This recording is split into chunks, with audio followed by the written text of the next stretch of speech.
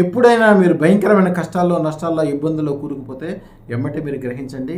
మీ పితరులు అంటే పితృశాపాలు ఉన్నాయి. వాళ్ళు మీ యందు కోపంగా ఉన్నారనేది గుర్తించండి. వెంటనే మీరు దక్షిణం వైపు తిరుగు. పితరుల యొక్క స్థానం దక్షిణం వైపు తిరిగి ఈ 5 వేళ్ళు ఇలా పట్టుకోవాలి.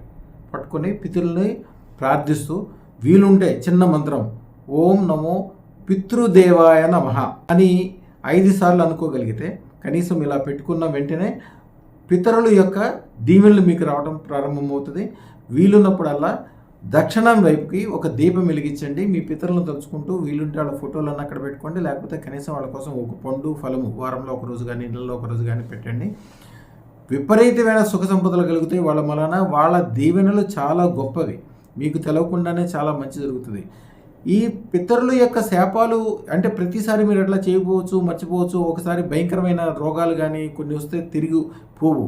అలాంటివి రాకుండా ఉండడం కోసం అదృష్టతను దాన. మీరు ఎప్పుడైతే అదృష్టతను పెట్టుకుంటారో మీ పితరులు శాపాలు పెట్టడానికి వాళ్ళకి ఆస్కారం లేదు. ఎందుకంటే ఎవరైతే అదృష్టతను ధరిస్తారో వాళ్ళ పితరులు నరకంలో ఉండరు, స్వర్గంలో ఉంటారు.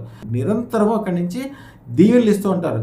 అదృష్టతను పెట్టుకున్నాక వెమ్మటే విపరీతంగా కలిసి రావటము, కాలసర్ప దోషాలు పోవటము, నష్టాలు కష్టాలు వెళ్ళిపోయి మంచిగా రావటము, అన్ని రకాలుగా శుభాలు జరగటము, అదృష్టతను ధారణ అన్నిటికంటే గొప్పది. శుభం భూయాత్, శుభం భూయాత్, శుభం భూయాత్.